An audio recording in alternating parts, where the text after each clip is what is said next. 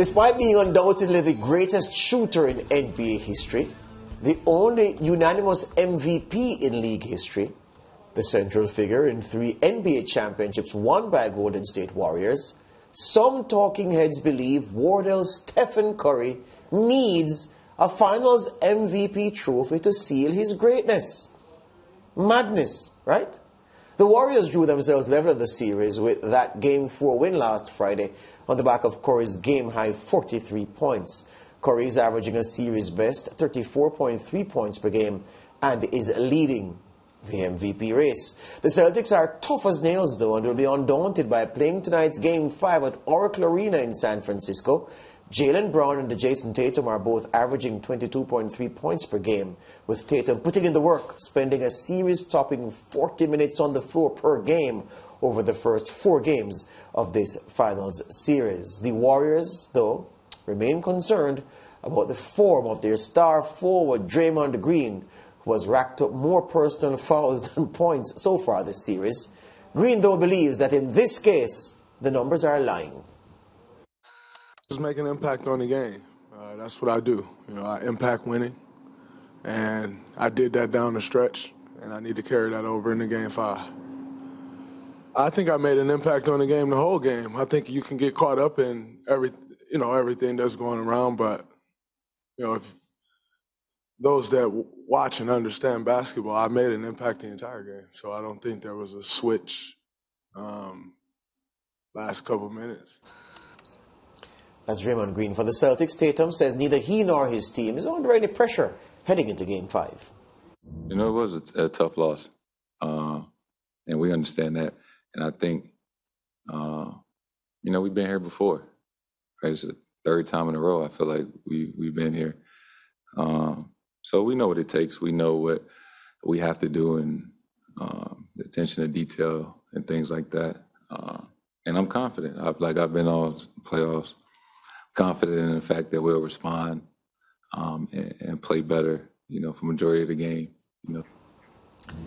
Our NBA analyst Alistair Albert joins us now. Alistair, good afternoon. Welcome to the SportsMax Zone again, my friend. Good afternoon, George. Good afternoon. Thanks for having me. Yeah. All right, so let's talk about Draymond first of all. His mom even took a pop at him. It's a tweet she later removed. But everybody's talking about Draymond because Draymond's performance is a bit harem-scarum, if I may put it mildly. Yeah, he's been up and down. He hasn't been himself, to be quite honest. He says, he's had an impact on the game, and he's had it very equally in both counts, positively and negatively.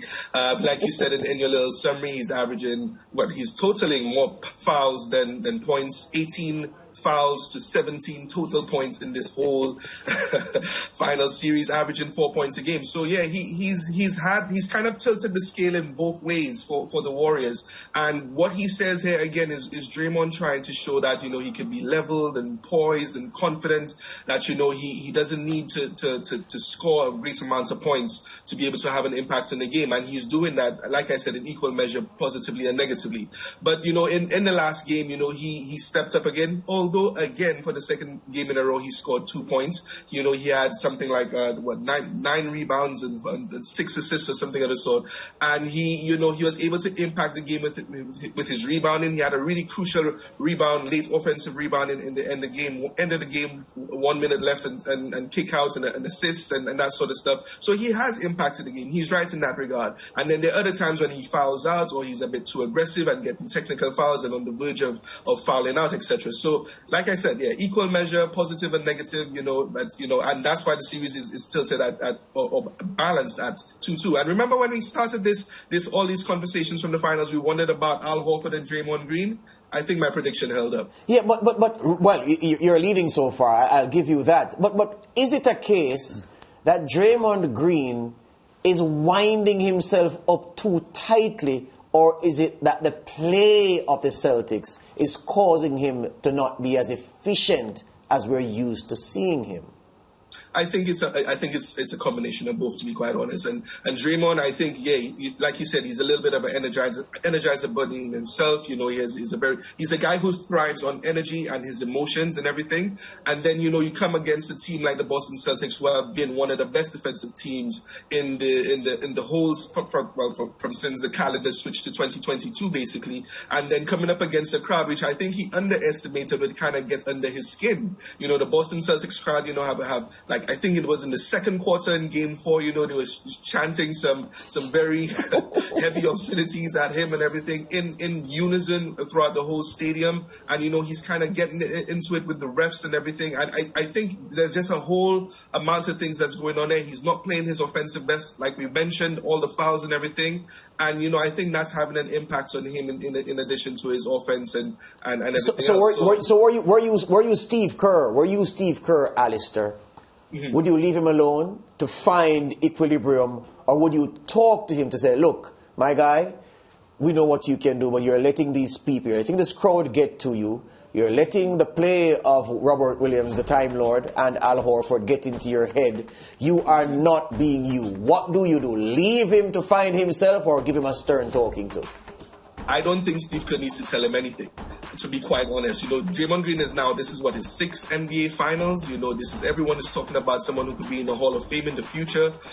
You know, he's been there, he has the experience, and he knows what it's like to cost his team an NBA championship. We're talking about, of course, that championship they lost to the Cavaliers, where, you know, he got ejected because of technical fouls, and, you know, losing that for them and having to kind of learn from that experience.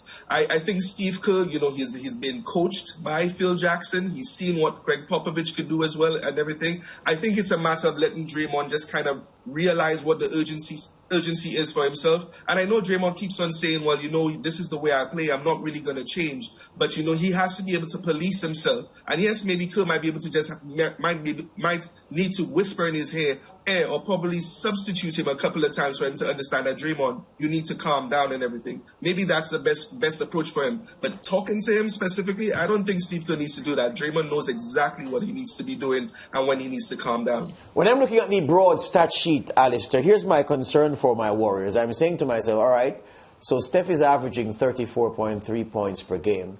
The next best is Clay, who's 17 points per game. That's a troubling gap. Yeah, because when I look at the Celtics, well, the Warriors are averaging like 105 points per game over the first 4 of the series. The Celtics are like 103 points something, so there's nothing much in it. But the gap between the Warriors' top scorer, Steph Curry, and Klay Thompson, who's second, is 17 points. The 2 main guys for the Celtics are dead even, 22.3 for both Tatum and Brown. But those below them are not too far, 19 and 18. So it's more of a team collective. And I'm worried that somewhere down the line, Steph won't fire. And then the Warriors are going to be in deep you-know-what.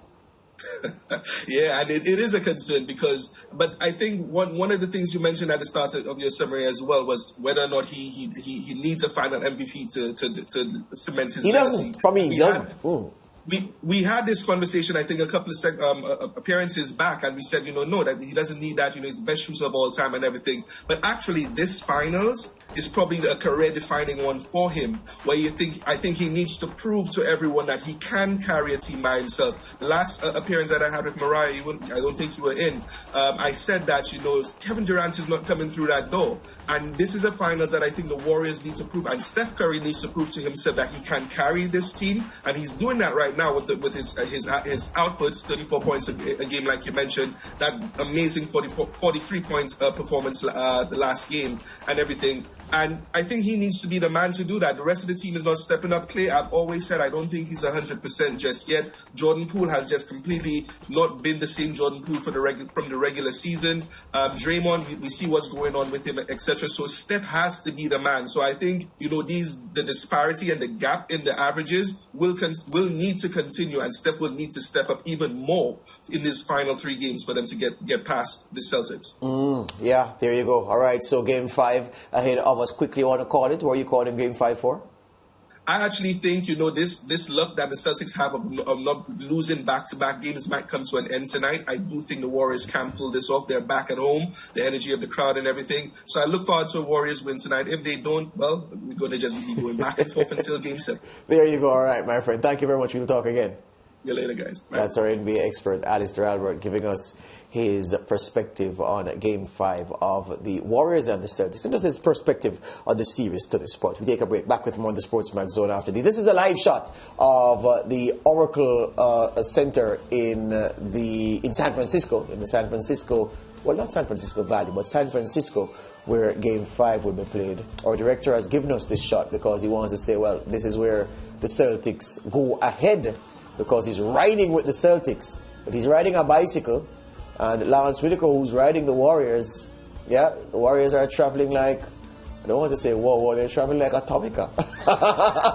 they're on a motorbike. Since he's on a bicycle, the Warriors are on a motorbike. I hear you on that, my friend. Break with more, back with more after this.